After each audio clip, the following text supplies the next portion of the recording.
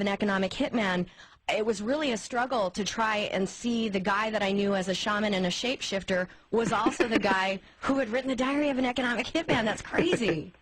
Yeah. Actually, good question. I can't remember how I came by that book. I mean, I get a lot of fans who come to gigs give me random books about things that I've read. That may have been one that was given to me maybe at a concert in New York, I think, about 4 or 5 years ago, I think.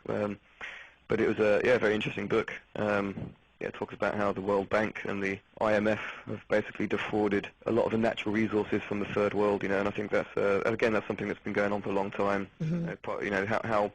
How corporations treat property rights in third world countries is a major sort of injustice in the world, and I think again these are kind of things that I think people are sort of just gradually sort of waking up to and sort of wanting to change, Did you want, I thought I had seen an interview where you had said that you wanted Uprising to kind of be it's informed and you're making a statement with it, but you also wanted it to be fun and kind of a chant so football hooligans would sing along with it? Yeah, well that song was kind of inspired by these, I was in London at the time with these G20 protests when all the political leaders were meeting together.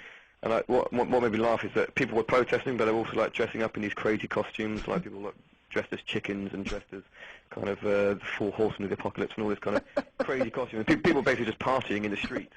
And I kind of liked it, because you see some of these protests that are going on in Greece, and it can get a bit violent. But I like the idea of there being mass kind of protests, but actually everyone having fun, in other words, peaceful protest I think is kind of like the way forward. The idea of everybody going out in the streets and just actually having a big party, as opposed to letting it get into a kind of violent position, So I think I quite like the idea of creating an uprising, but a fun one at the same time, I saw a quote that you had said something to the effect of that the resistance was a culmination of everything that you've learned about music so far, but then I think it might have been in Q magazine where I saw something about on one of the songs you actually used either a llama's toenail or a collection of toenails to create some sound effect on this record?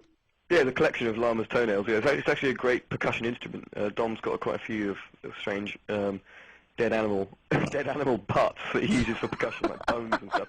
I mean, we got the idea from Tom Waits, and we're big fans of Tom Waits. Me and Dom went to see him play in the Beacon Theatre it must have been about 8 years ago in New York, and he's very much into his experimental percussion, and we read a little bit about some of the stuff that he uses on his albums, and he's used animal bones and like big sort of bins and old bits of disused pipe and stuff like that. So in the studio, whenever we do percussion overdubs, we like to use strange items, and this time we managed to discover llama's toenails, which are great. It's like a big ball of llama's toenails, and when you shake them up and down, it sounds like a crowd of people clapping, or it sounds like camels kind of marching whilst people are clapping. It's a very weird sound. But what's the name of the instrument? Do you just go to a music store and say, "Give me that thing that's full of llama's toenails"?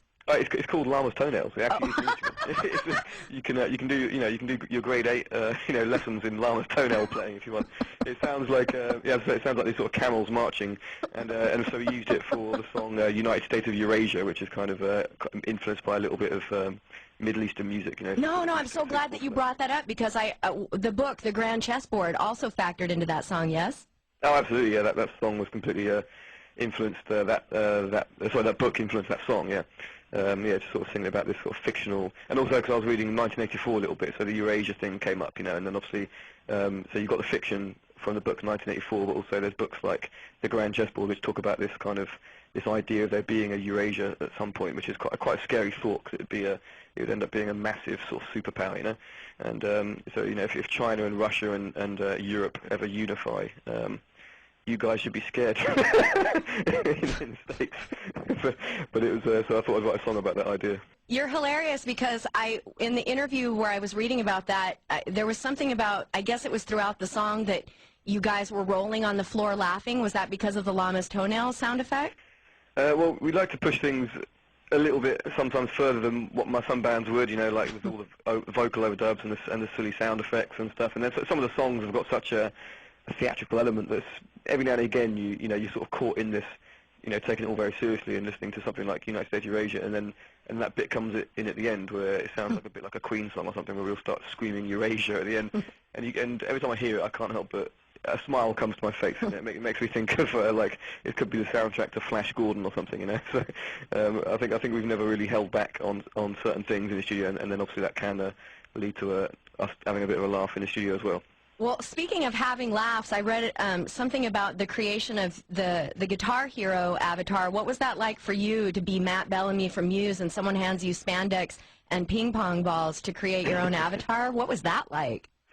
That was pretty weird. I had to go in this room full of all these like thousands of little cameras or something, and there was like a crew of people there, and they basically put me in a leotard. You know, like, do you call it a leotard here? Like a sort of tight, extremely tight lycra kind of suit, which is obviously brings out every detail you can imagine. and then they proceed to cover you in ping pong balls as well. So you pretty much look like a total geek. I mean, you couldn't look more uncool. And then they tell you to actually look really cool and rock out on the guitar. So you're sort of trying to rock out and be cool on the guitar, but at the same time you look like an absolute buffoon, you know. So it's a funny one. Yeah. Are you familiar with Renee Fleming, the opera star? I've met her daughter actually. I've never met her. But yeah, I've heard she's done a cover song of one of my songs. She's doing Endlessly, and I just wondered if you'd heard it yet, and you know what your thoughts on it were. Yeah, I heard it briefly when it was done about, I think it must have been a couple of weeks ago or something, and yeah, it sounded really good. I think it's better than our version.